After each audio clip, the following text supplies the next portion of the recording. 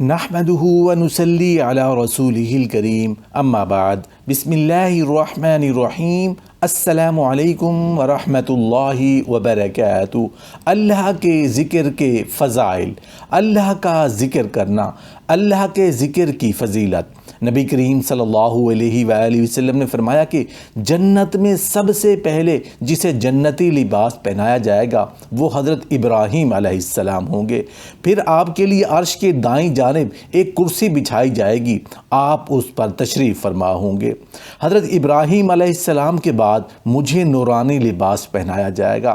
صحابہ کرام رضوان اللہ تعالی علیہم اجمعین نے نبی کریم صلی اللہ علیہ وآلہ وسلم سے دریافت کیا کہ یا رسول اللہ، جس مقام پر آپ جلوہ فرما ہوں گے کوئی دوسرا بھی آ سکے گا؟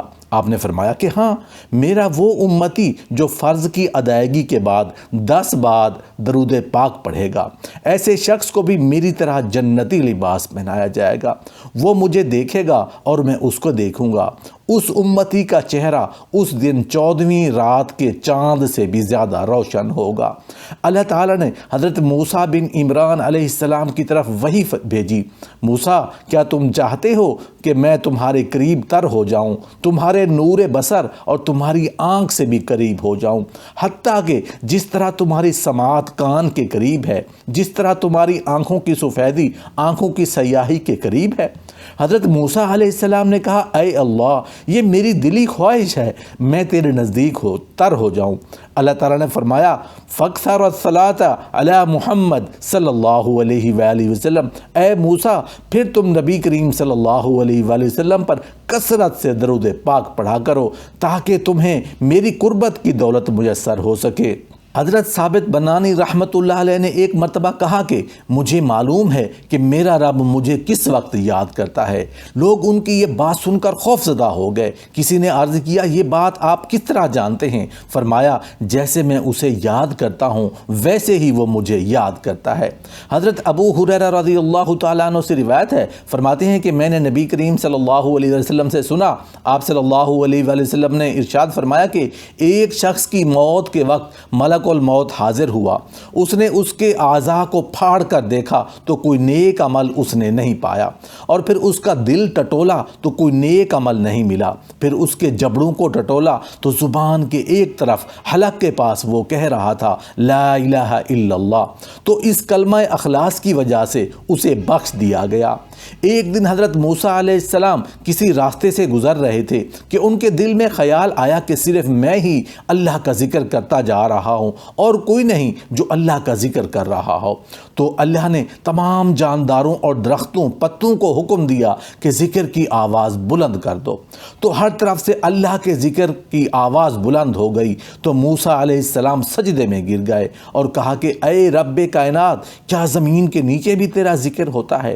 تو اللہ نے کہا اپنا عصا زمین پر مارو، تو حضرت موسیٰ علیہ السلام نے اپنا عصا زمین پر مارا تو زمین پھٹ گئی اور پانی نکلا، تو اللہ نے کہا اس پر بھی عصا مارو۔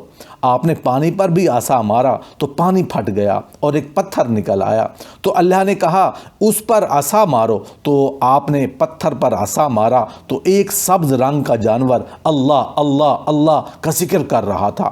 تو آپ نے اس سے پوچھا کب سے ذکر کر رہے ہو؟ تو اس جانور نے کہا میں آج سے 5100 سال پہلے سے ذکر کر رہا ہوں۔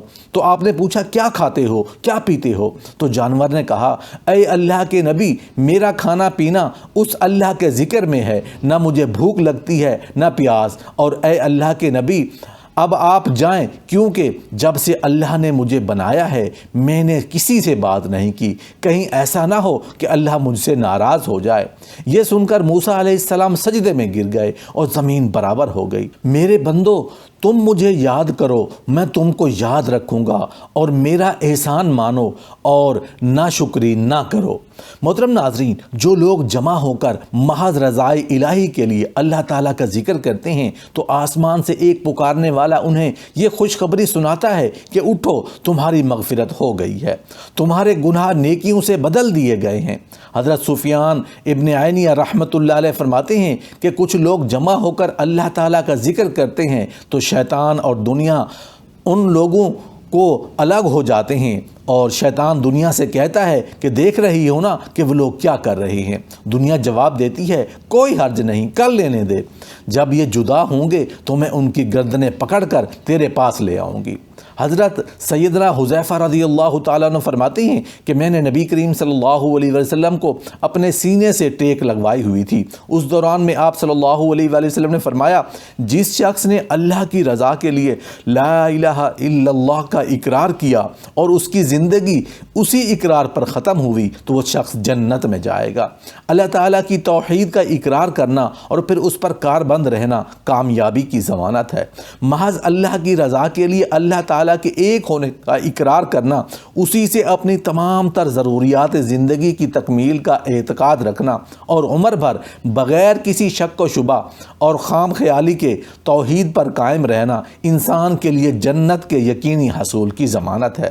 لا الہ الا اللہ پر خاتمہ ہونے سے مراد ہے کہ عمر بھر وہ انسان اس کلمے کی لاج رکھے، اس کے مطابق زندگی گزارے۔ لا الہ الا اللہ کا وظیفہ کرنا بھی اس کی عظمت میں شامل ہے۔ لا الہ الا اللہ افضل ترین کلمہ ہے۔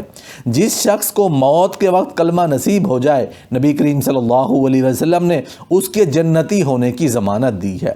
لا حول ولا قوت الا باللہ پڑھنے کی فضیلت۔ حضرت سیدنا ابو موسیٰ اشعری رضی اللہ تعالیٰ عنہ نبی کریم صلی اللہ علیہ وسلم نے فرمایا، اے عبداللہ بن قیس، کیا میں تمہیں ایسا کلمہ نہ بتاؤں جو جنت کے خزانوں میں سے ایک خزانہ ہے؟ وہ کلمہ ہے لا حول ولا قوت الا باللہ۔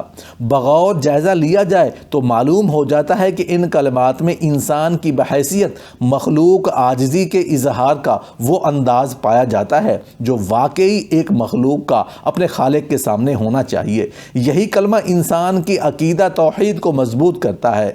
جو شخص ایک دن میں 100 مرتبہ سبحان اللہ و بحمدہ کہے گا تو اس کے تمام گناہ معاف کر دیے جائیں گے، اگرچہ سمندر کے جھاگ کے برابر ہوں۔ جب بندہ الحمد کہتا ہے تو آسمان اور زمین کے درمیان حصہ کو بھر دیتا ہے، پھر جب دوسری مرتبہ الحمدللہ کہتا ہے تو 7ویں آسمان سے نیچے کی زمین تک پر کر دیتا ہے، پھر جب تیسری مرتبہ الحمدللہ کہتا ہے تو اللہ تعالیٰ فرماتے ہیں کہ مانگ تجھے دیا جائے گا۔ روایت ہے کہ ایک شخص نبی کریم صلی اللہ علیہ وسلم کی خدمت میں حاضر ہوا اور عرض کیا، مجھ سے دنیا نے رخ پھیر لیا ہے اور میرا ہاتھ تنگ ہو گیا ہے۔ نبی کریم صلی اللہ علیہ وسلم نے ارشاد فرمایا کہ فرشتوں کی نماز اور مخلوق کی تسبیح کیوں نہیں پڑھتے؟ اس تسبیح کی بدولت تو لوگوں کو رزق ملتا ہے۔ وہ شخص کہتا ہے کہ میں نے عرض کیا، یا رسول اللہ وہ کیا چیز ہے؟ فرمایا، طلوع صبح صادق سے نماز فجر تک یہ تسبیح پڑھتے رہو، سبحان اللہ و بحمدہ سبحان اللہ العظیم۔ اگر تم یہ تسبیح پڑھو گے تو دنیا تمہارے پاس ذلیل و خوار ہو کر آئے گی اور اللہ تعالیٰ کا ہر لفظ سے ایک فرشتہ پیدا کرے گا جو قیامت کے دن تک تسبیح پڑھتا رہے گا اور اس تسبیح کا اجر و ثواب تمہیں ملے گا۔ نبی کریم صلی اللہ علیہ وسلم فرماتے ہیں کہ دعائیں آسمانوں کی طرف پرواز کرتی ہیں، جس دعا کے ساتھ درود پاک کے پر ہوں گے وہ بارگاہ الہی میں پہنچے گی۔